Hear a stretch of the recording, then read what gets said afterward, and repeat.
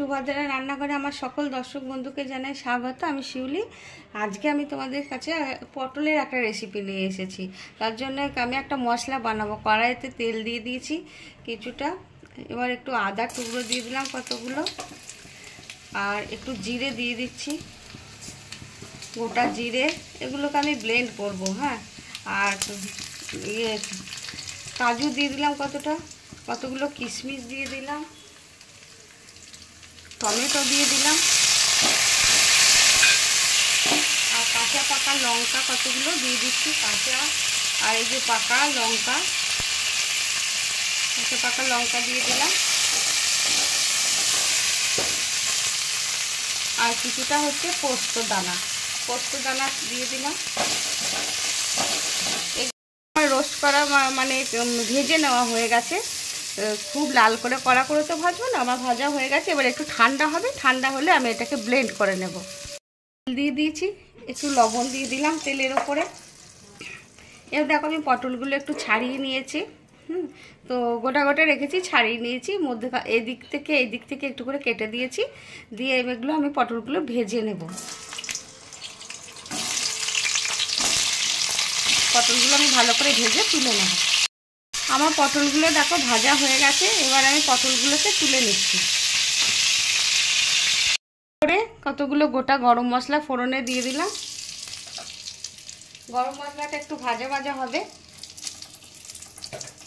গরম মশলাটা সুন্দর সুগন্ধ বেরোতে শুরু করে দিয়েছে।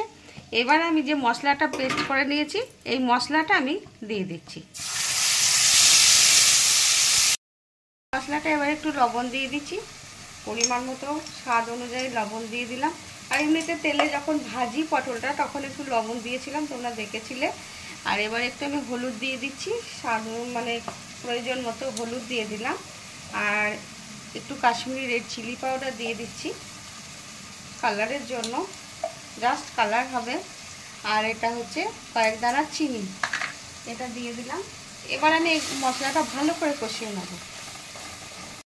আমি একটু টক দই ভালো করে ফেটিয়ে নিয়েছি সুন্দর করে, এবার আমি একটু দিয়ে দিচ্ছি।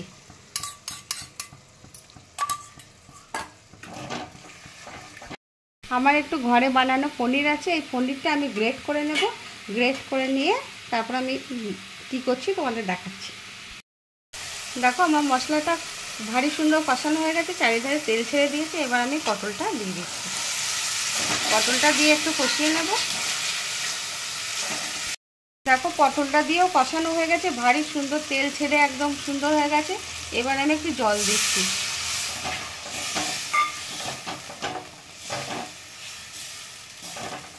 আর এই যে গ্রেট করে নিয়েছি যে পনিরটাও আমি এর সাথে দিয়ে দিচ্ছি। যারা পটল খেতে পছন্দ করে না তাদেরকে এইভাবে রান্না করে দেবে, তারা অবশ্যই দেখবে খেয়ে নেবে। রুটি, পরোটা, লুচি, পোলাও, এমনকি ভাতের সাথেও ভারী সুন্দর লাগবে খেতে। একটু রোস্টের কসুরি মেথি ওপর থেকে ছড়িয়ে দিচ্ছি। কসুরি মেথিটা পনিরের সাথে ভীষণ সুন্দর যায়, ভীষণ সুন্দর একটা ফ্লেভার হবে। ঠিক আছে, এবার একটু ফুটে যাক, তারপরে আমি গ্যাসটা অফ করে দেব, দিয়ে আমার রান্না ডান। কিছুক্ষণ স্ট্যান্ডিং টাইমের জন্য রাখবো, তারপরে তোমাদের সার্ভ করে দেখাবো।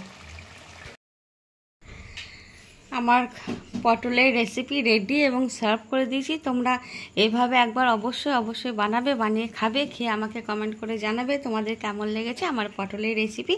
আর তোমরা সবাই ভালো থাকবে, সুস্থ থাকবে, তোমাদেরকে জানাই সকলকে অসংখ্য ধন্যবাদ, অনেক ভালোবাসা, নমস্কার। তাহলে আজকের মতো টাটা।